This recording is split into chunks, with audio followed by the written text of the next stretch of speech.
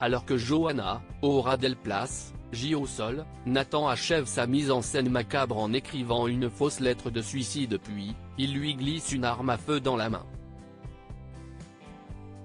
À cet instant, Alex, Benjamin Bourgois, inquiet de ne pas avoir des nouvelles de Johanna, vient frapper à sa porte. En entendant son téléphone sonner dans le vide, il décide d'entrer en force. C'est alors qu'il la découvre inconsciente. Nathan a pris la fuite. L'avocate est conduite en urgence à l'hôpital. Bien qu'elle ait été droguée, ses jours ne semblent pas en danger. Hugo, Bibi Tanga, et Alex mettent leurs compétences en commun pour confondre les responsables. Il est temps d'informer Becker, Yvon Bach, qu'une enquête hors procédure a été menée. Après un recadrage de circonstances, le commissaire envoie son lieutenant prendre la déposition de Johanna qui vient de se réveiller à l'hôpital. L'avocate le remercie de lui avoir sauvé la vie. Pendant ce temps, Hugo rend visite à Yann et lui annonce que sa compagne a été victime d'une tentative de meurtre mais qu'Alex est arrivé à temps. Yann est foudroyé de colère mais Hugo le rassure. Elle a trouvé refuge chez Sabine, Gaël a le DVA, et tout le commissariat est maintenant convaincu qu'il est innocent. Florent, Fabrice Deville, croise Johanna au cabinet et s'inquiète pour elle.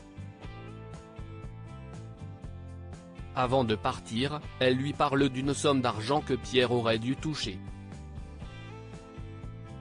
Florent a du mal à y croire mais promet de réfléchir si quelque chose lui revient. Au commissariat, Élise, Malia Roman, et Alex visionnent des vidéos de télésurveillance quand soudain un élément attire l'attention du lieutenant Lévy. Un si grand soleil, Tom renoue avec ses mauvaises habitudes. Noura, Marielle-Louise Compin, chauffe Thiago, Félicien Haro, et Tom, Matteo Pétel, pour qu'il rallie la soirée épouvante au cinéma mais les deux garçons déclinent sa proposition. Thiago ouvre les yeux de Tom et lui affirme qu'il intéresse Noura. Plus tard, il retrouve la jeune fille et lui dit qu'il va finalement la rejoindre au cinéma. Il doit maintenant se débrouiller pour payer sa place. Maëva, Marie Fèvre, elle, a d'autres préoccupations en tête. Elle se rend chez le père de Thaïs, Lila Guerreau, qui l'embauche comme extra à la pizzeria.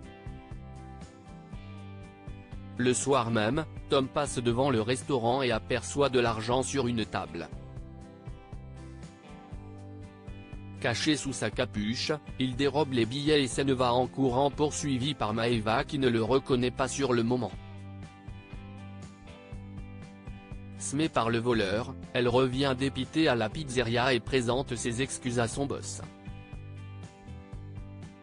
Elle lui assure qu'elle va retrouver celui qui a fait ça.